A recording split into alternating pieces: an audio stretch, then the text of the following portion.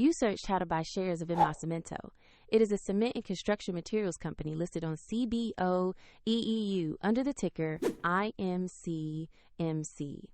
This video is for educational purposes only and does not constitute financial advice. To buy shares, you need a broker, and I will use eToro as an example to show the process. After registering, you must verify your account with an identity document and add funds before you can place an order.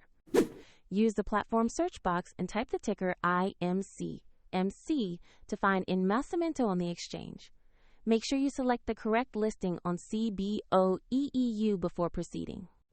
On the asset page, review basic company information and the price chart to check recent movement. Confirm the page shows Inmocemento listed on CBOE EU with ticker IMC.MC before continuing. Click Invest, enter the amount you want to buy, review the order details, and confirm to submit the trade. If the market is closed, the order may be queued until it opens, and if you lack sufficient funds, the platform will prompt you to add money before confirming.